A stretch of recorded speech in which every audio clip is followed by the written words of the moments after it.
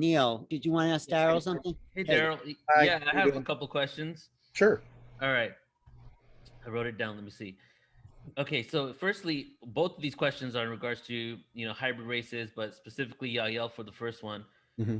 If the Yael will the Yael still be the first ET race we connect with, and is there a timeline for this? And will they be the ones to teach us about space travel? The Yael will be the first hybrid race to make open contact, not necessarily the first ET race. Bashar has said there may be other ET races that will make contact with us more openly first, possibly like the Pleiadians or something like that. But he's saying the Yael, because they are the caretakers of the hybrid children, will be the ones to be here to make sure that everything is working okay. They may instruct us to some degree on the idea of space travel, but my understanding is they're more about the idea of the social engineering on the Earth to make sure that socially, politically, what have you, things are starting to be more balanced. Things are going in a more positive direction. It may be up to other ET races to teach us things about space travel. Bashar has already started talking about how they travel through space and has actually offered us some descriptions of experiments that we could try to start learning the very basics of the technology of how they go from star to star very, very rapidly. So they may be more the ones to teach us that, or others may teach us their ways. That remains to be seen. Did you have another question? Because I have more too. Yeah, I have two more questions, but I'll ask one and then maybe ask the other one later. Okay. So I'm curious about how time exists in regards to hybrid races, since you're saying the program and the agenda has moved away from hybridization to something else. But within our linear time, we've already been talking about and dealing with the beginnings of that hybridization program. So are we interacting with multiple levels of consciousness from their own timeline, from the Yael timeline, or is it just one specific group from when it comes to the Yael, if that makes any sense? No, I think there probably are agendas within agendas or programs within programs, and that's maybe part of some of the things that have been confusing about the reports, is that we're dealing with different factions who have different agendas at different times, but since time for them is probably not exactly what it is for us, some of these may overlap, and it causes a little bit of confusion in a society like ours that's simply used to linear time. Beautiful. Alan, did you want to go ahead? Yeah, I mean, you started this relationship 38 years ago. Do you want to talk a little bit about your change and the change you also see within the consciousness of the planet from? Yeah, sure. Yeah. Sure. Briefly, I mean, having channeled him for 38 years, when I'm in the channeling state, I feel what they feel. I experience kind of the way they live. And that has certainly rubbed off on me over 38 years. So I've noticed great changes in my life in terms of more emotional balance, more synchronicity, more things just happening a little more magically. At time and space being more flexible. I've had certain experiences where time has been extremely collapsed or even non-existent for a moment. And also, of course, things have changed. As I've experienced going through this, people are obviously more open, more discussion. The very fact that you're doing this kind of a program is not something that could have existed when I started this. So the fact that more people are willing to talk about these things is definitely a change. But I'm going to say it the way that Bashar says it, and that is, we never change the world we're actually on.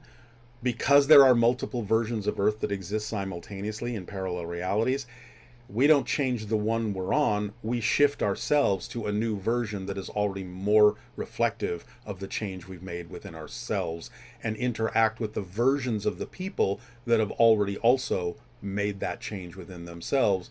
And therefore, over time, that's how things change, because time, according to him, is a side effect of our consciousness shifting through parallel realities.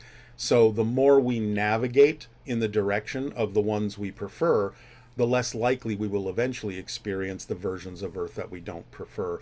And it's almost like train tracks going off in different directions. Whatever train you're on, you may still be able to see the other train right now and what people are doing on that train, but eventually, he's saying, you'll no longer experience them, they'll no longer experience you, because you're literally navigating yourself in different directions to different parallel realities. Sheila, did you Well, I'm just going to say about Sheila, that might actually describe what happened to Sheila when she had this awakened transformative experience. Well, go ahead, Sheila. Yes. Yeah, being a soul exchange walk-in, I'm just curious how the walk-in program fits into this shifting of consciousness. My understanding from Bashar's point of view of walk-ins is that it's not, well, okay, let's see. It's an upgrade in your own soul, in the sense that there's now more of you coming through. So because there is more of you coming through, it actually does alter the personality. It alters the higher mind, because you are now a different person to be able to bring through more of your actual soul. So it's not a different soul in the way most people think of it. It's more of the same soul, but since Bashar says any change is a total change, the more soul that you are now expressing is also in its own way a different soul. But these things happen simultaneously, and it's not a this or that thing, it's a this and that thing. So you have to look at it kind of multidimensionally to go, a different personality means you're a different person. A different higher mind is a different higher mind, and a different soul is a different soul, yet it's also the same thing as you're just bringing through more of yourself, and you've sort of gone up the ladder vibrationally, and that's why a person seems so different when they allow that to happen, when they've progressed to that point. Does that make sense? Yeah. It does. And, like in my case and several of the other walk-ins that I've interviewed, there tends to be a forgetfulness that comes over us. Like, I don't remember a lot of the previous life. Exactly. Because, well, again, that goes hand in hand with what Bashar said, even about as you change your personality. Well, okay, let me put it this way. Time is an illusion. So the past and the future are also illusions. They're just other simultaneous parallel realities that from a linear perspective, we call the past, we call the future, but they're all going on at the same time. However, when you change yourself, when you shift to another parallel reality, if you're truly understanding that you're a new person, if you think about that from a linear perspective, how did you get that way? You have to justify it linearly by having a new past. So you can maybe maintain elements that used to be there before if they're necessary for your new personality in the present. But generally speaking, you might actually start to forget because it was never your past, because you are really focused on the fact that you're a new person, and a new person has to have had a new past that made them the person they now are. This gets into all sorts of weird fourth dimensional physics, but I think the basic premise makes sense when you lay it out that way. In fact, Bashar has said many of us have had many different pasts that we don't even remember, not only individually, but collectively. So 5 minutes ago, our history could have been completely different. And what we remember as our history now is being created in the present, but because we're doing that in a linear space-time, it's made to seem as if that's always been our history. That's the way it works. So you don't know how many histories you've had, necessarily. Awesome. Thank you. Yeah. Neil, thank you, Sheila. That was great. Neil. Did you have another question, Neil? No? Because I have a little background noise right now, so give me a minute.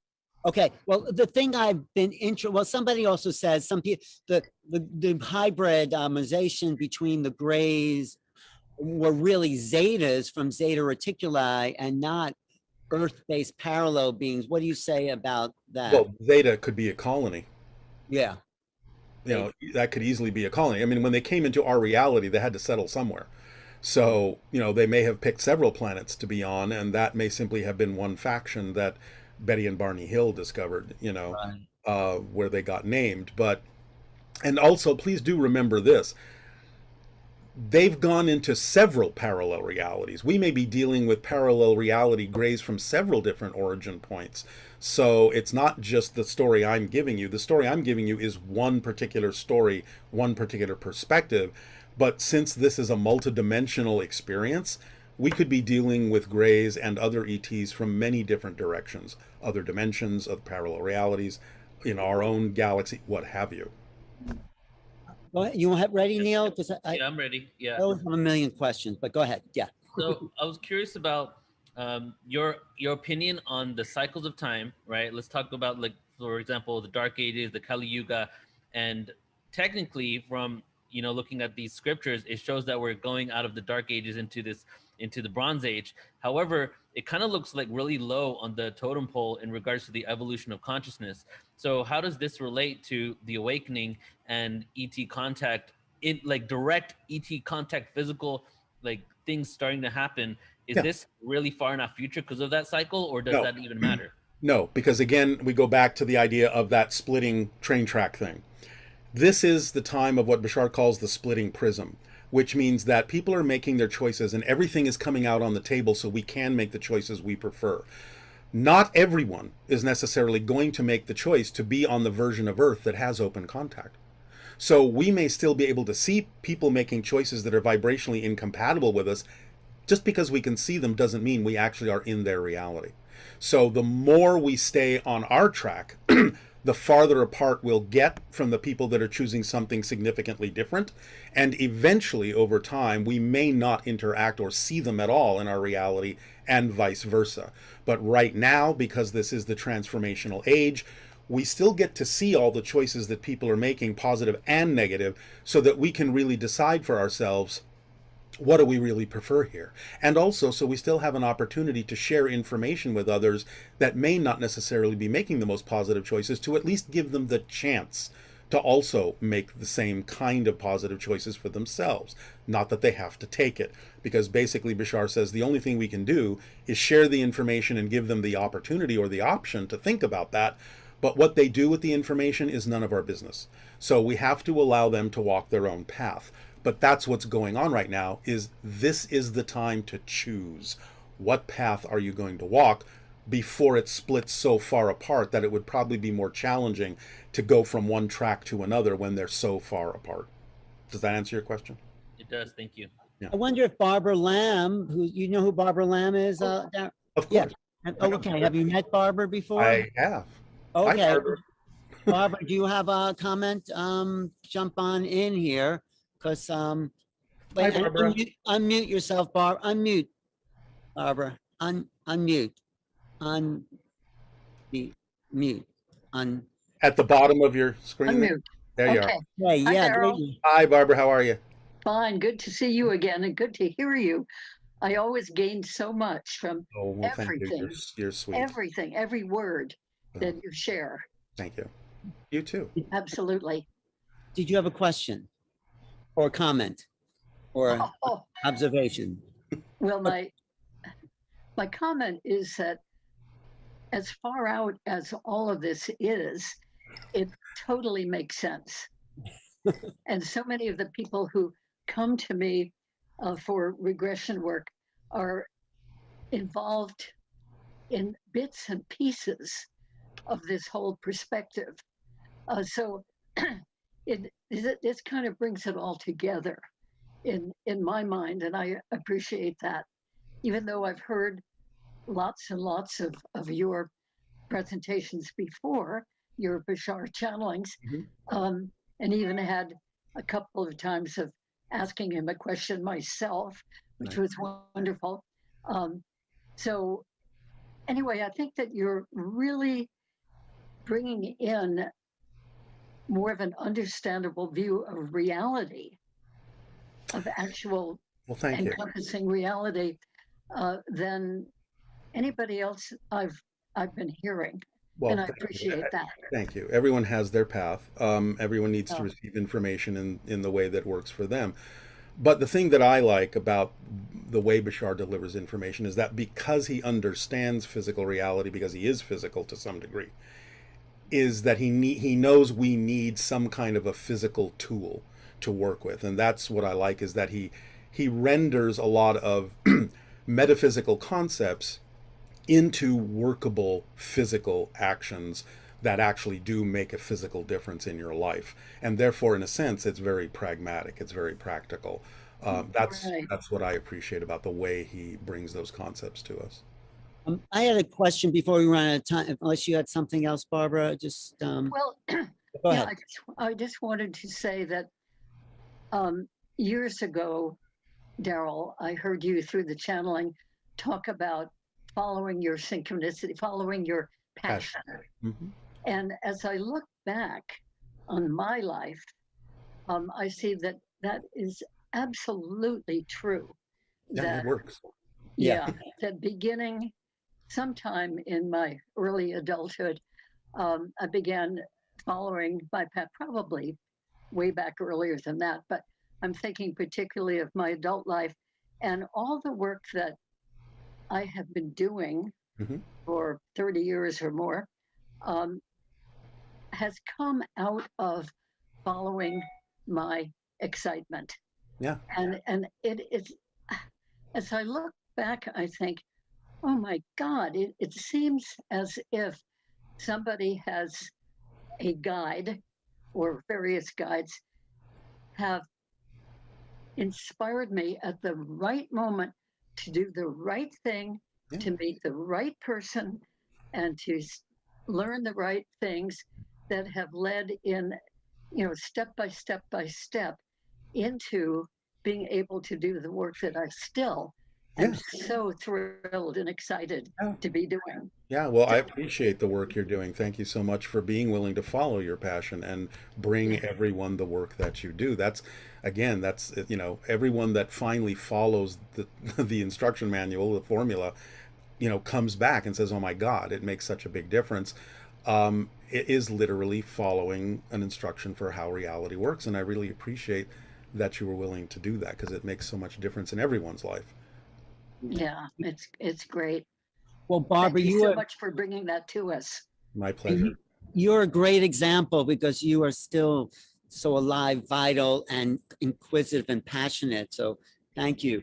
Darryl, the question I've had, but for a long time, is when I was asking Bashar a particular question, he said there was a moment in his history where something happened. It was like a convergence point where everything changed. So The that's, Shakana experience. Yeah. yes, talk about that because I wanted to hear more. Well, because of course they are an artificial race in a sense, they had a little bit of a head start on us. They still did have to evolve through their own experience of transforming anything that they had that was negative into something positive. But when they reached a certain point in their history, one particular being that was born in their society functioned almost like a fulcrum point or a center point for all of them. And when they reached that vibrational level, the addition of that child tipped the scales so that there was kind of a telepathic cascade effect that occurred in their society. And they all woke up at once into a understanding, a telepathic reality that allowed them to almost literally just jump to a new level. And they refer to that as the Shakana experience, which I think roughly means something like exalted light spirit experience. Don't you think we may be coming close to that point for Earth beings in a sense? Yes, but I think we're doing it in a different way. We may reach a point where we have a similar experience, but I don't know that we'll have the identical experience because we're coming at it from a very different place. So we may have a number of ways of achieving that. I don't want to necessarily pin it down to the way they achieved it. We don't really know what we're going to experience when we reach that point, but we can certainly see that we're working toward it. Can you tell us a little bit more of what Bashar sees for the future? I mean, he did sort of predict in, I think it was 2019, he said it's going to be a wild ride in 2020, sort of like he's said. Well, he said in 2016 everything would change, and he said basically it was going to be nuts, Right. which I think has come true. um, yeah, we're going through what he calls the eye of the needle, which again is the idea of you have to we have to streamline ourselves down to such a fine understanding of ourselves that we can slip through a very narrow passage, which means we have to let go of all of the superfluous fear-based beliefs, negative beliefs, things that are simply not vibrationally compatible with us if we really want to effortlessly slip through that tiny, tiny portal of opportunity for ourselves. So it's not so much a prediction of the future as it is saying, look, this is the energy that exists now. This is the opportunity that exists now. If you're willing to let go of the things that really aren't germane for you, you will slide through this much faster and come out the other end in a much more effortless, much more joyful, much more creative kind of way. But this eye of the needle goes all the way through into the window of contact and beyond, because again, this is a process, and we require a little bit of time to understand these things. Well, is the government disclosure, the one that happened June 20, is that part of It's this? the beginning of disclosure, yes, the very beginnings. Was Bashar happy about that? I mean, was he? He's happy about everything. So, yeah, I mean, but he is recognizing that that is one of the signs. It's one of the signs that we are shifting to a version of Earth where we can now begin to experience the very initial steps of disclosure, and there will be more. And it's another sign, the fact that these, well, billionaires going into space or people going into space, is that another? Yeah, it represents many different things, but that's certainly one of them, because again, the idea is that we're reaching out as they're reaching over to us. So the more normal it becomes for us to realize that we can do that, and the more common it becomes, the closer we come to understanding that we are part of a galactic society. I mean, if you really stop and think about the difference going on, there is not, let's see, what we started in the 60s, there's not a child born after 1969 that hasn't thought that we are in space, because we've been going to space ever since then. So that's a completely different mindset from the people that were born before it. So now, with people making that more common, well, you know, a child 20 years from now is going to say, well, of course we're going into space. They don't even think twice about it. And that's a very different mindset that changes things very dramatically.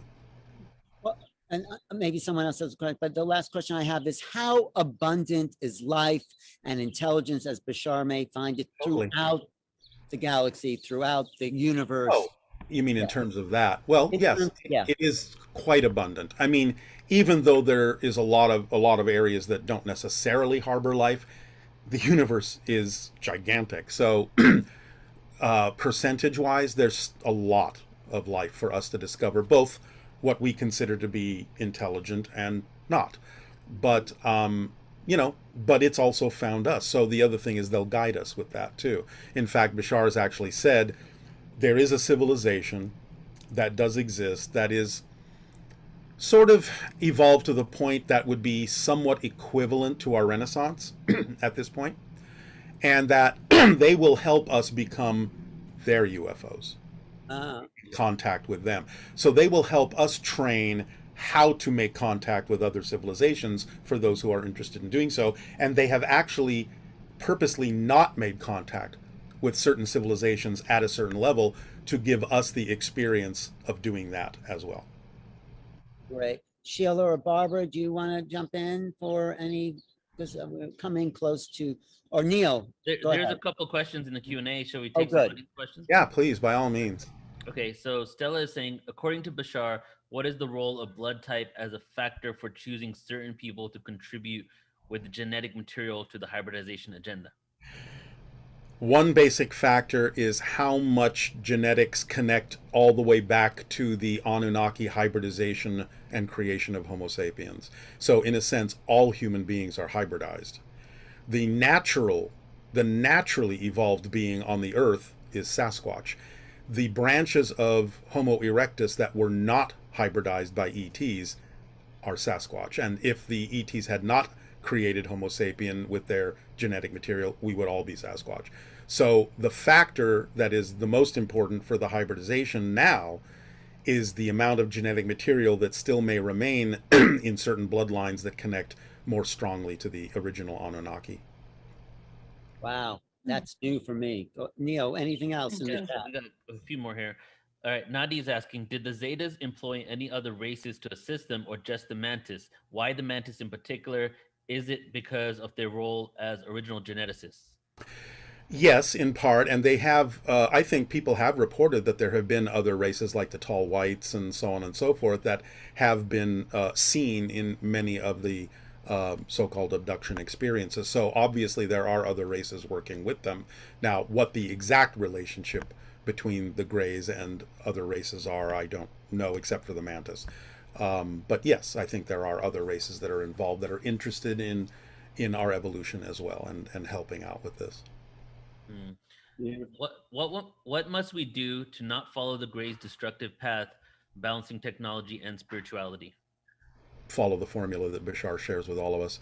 That contains every single thing we need to stay on a path that navigates us to a more positive version of Earth.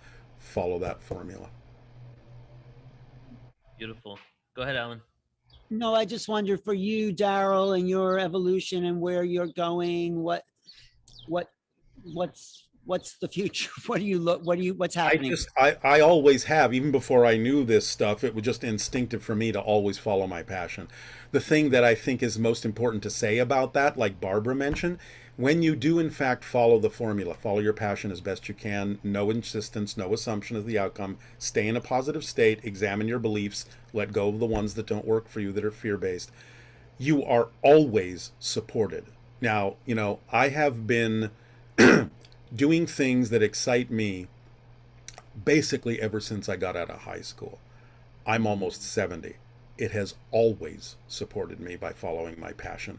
I think it's important for people to realize that it may not come in the form you think, because abundance has many different forms, many different expressions, not just money, but you will always be supported by the version of abundance or the multiple versions of abundance when you follow the formula that will always allow you to continue to follow your passion. So one of the most important things that comes up as a subject with Bashar is, can I guarantee, can I be assured that I will be supported by following my passion? And as long as you broaden your definition of what abundance is, yes, you will be.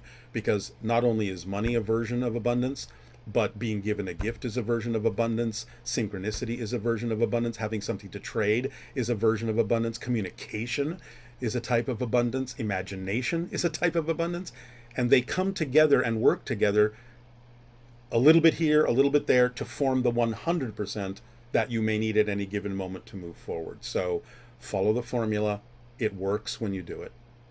What does it look like for you? I mean, what are you working on? Do you want to share anything? Geez, okay. I'm writing 4 books. I just finished my 3rd feature film as a director, writer, producer with my wife, Erica.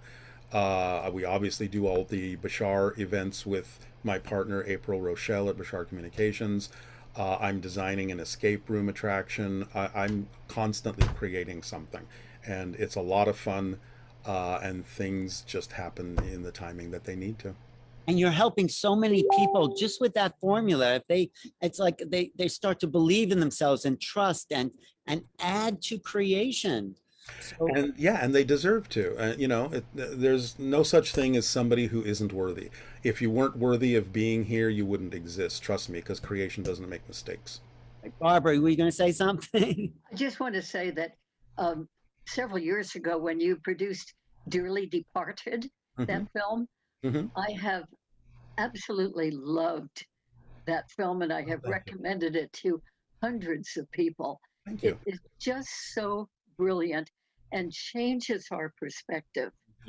Wonderful. Thank you. About life and death and when we die and how we die and yeah, all it was a fun concept, because what we decided, we wanted to do something about the reports that we had been reading about near-death experiences, but we didn't want to do just a straightforward documentary. So we kind of came up with the question, well, what would happen if you could take a camera into the afterlife and interview the spirits to find out what life is like?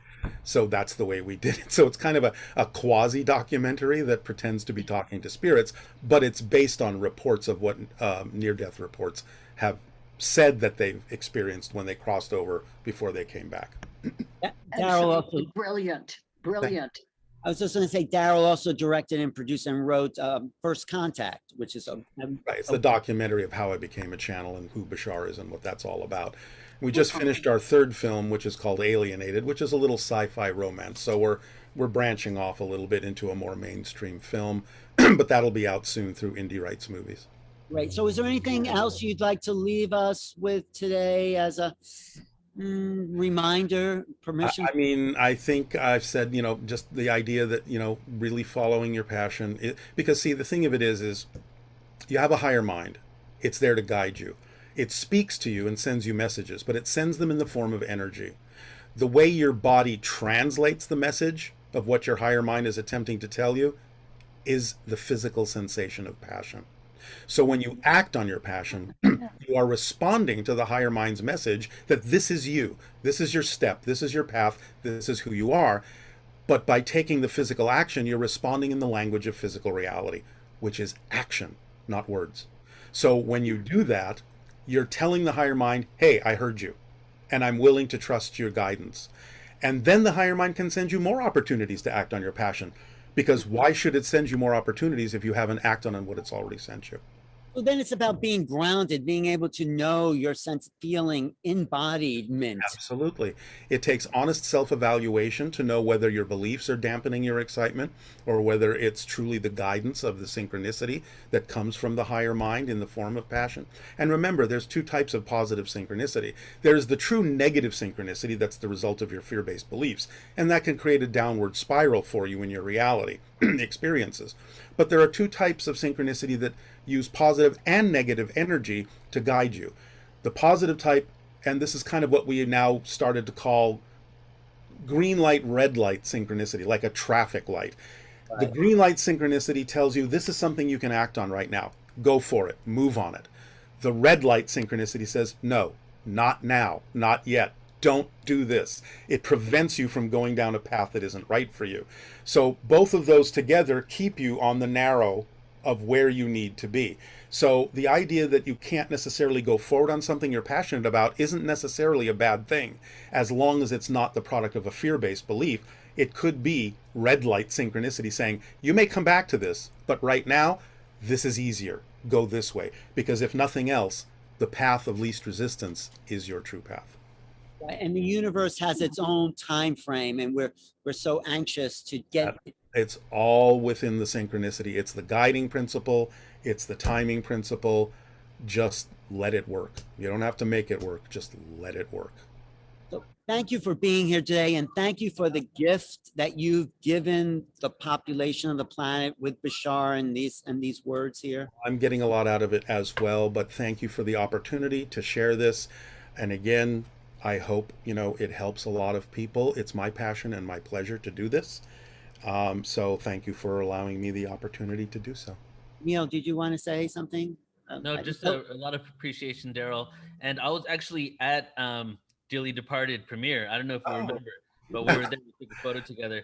I was a little crazy that day. So. No, we're following you so closely that even though we were only really into Bashar, we wanted to go and support you as a person and went there. So I just want to second what Barbara said too. You're like, everything you put out is just so amazing. I just appreciate everything you've done. Thank you. Thank you. Thank you. Well, people can find out about all the film stuff on my production company website, ziafilms.com, ZIA films.com. And of course, anything they want to know about Bashar, they can go to bashar.org. I just want to acknowledge Sheila, who had the vision to put together this hybrid conference. I mean, Thank the first of its kind. So maybe we'll do it. Passion. Thank you. Well, good. That sounds familiar. Enjoy. Thank you all. I really appreciate it, you guys. Yeah, thanks. We'll do it again. you. Okay, All right. Take care, everybody. Have a wonderful, wonderful night.